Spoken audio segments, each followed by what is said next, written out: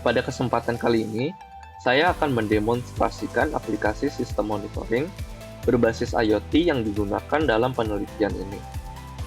Pertama, pada sistem ini digunakan sensor DHT11 yang berfungsi untuk mengukur suhu dan kelembapan di dalam kumbung jamur.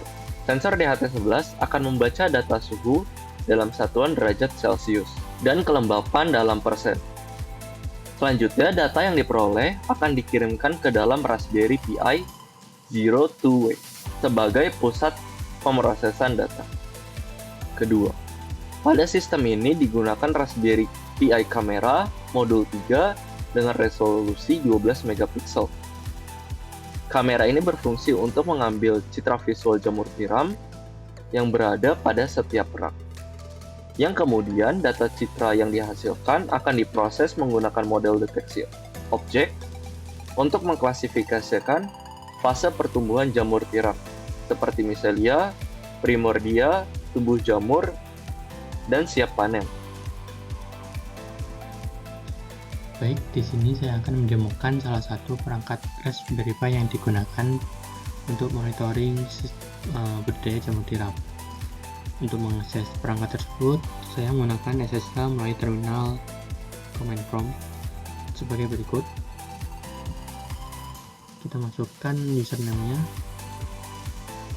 dan juga IP-nya.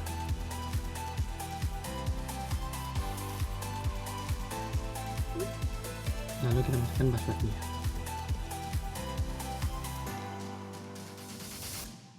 Nah, karena sistem ini bekerja secara otomatis berdasarkan jadwal tertentu, maka proses pengambilan data telah diatur menggunakan penjadwalan menggunakan CronTab.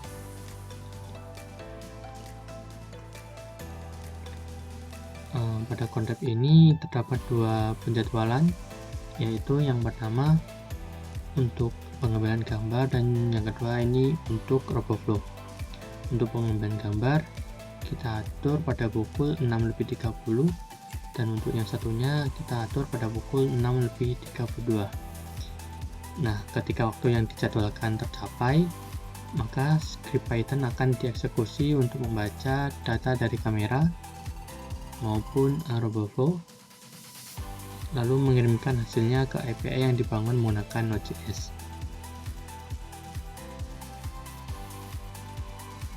Nah, untuk memastikan server API tetap aktif dan berjalan stabil, saya menggunakan PM2 sebagai Process Manager.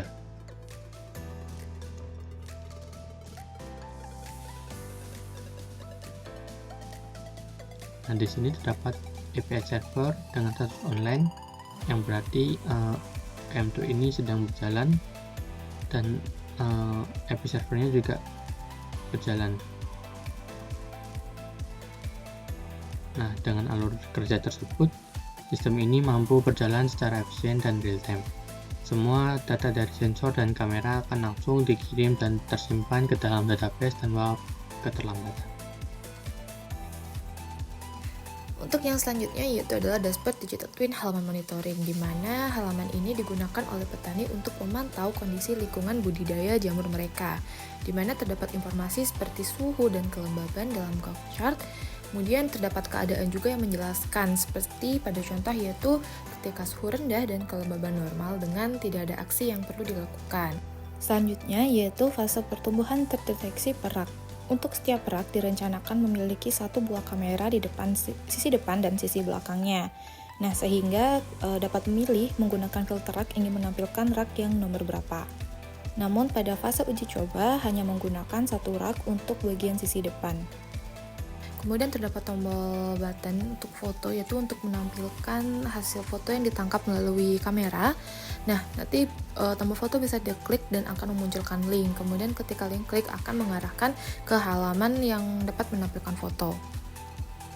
Nah, selanjutnya yaitu pada grafik line chart yang menampilkan suhu dan kelembaban dari waktu ke waktu, di mana dia akan menampilkan 10 record terakhir yang direkam oleh sensor suhu dan kelembaban.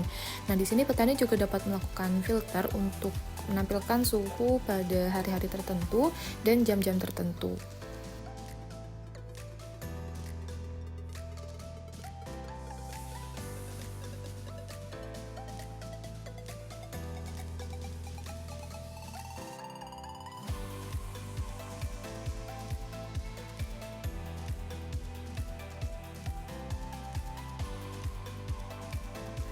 Nah, selanjutnya pada halaman laporan, di sini terdapat beberapa grafik yang menyediakan data historis dari sensor yang telah dikumpulkan, seperti halnya fase terdeteksi untuk setiap raknya, kemudian rata-rata untuk suhu dan kelembaban per hari ataupun persentase dari fase panen atau suhu dan kelembaban yang tidak normal.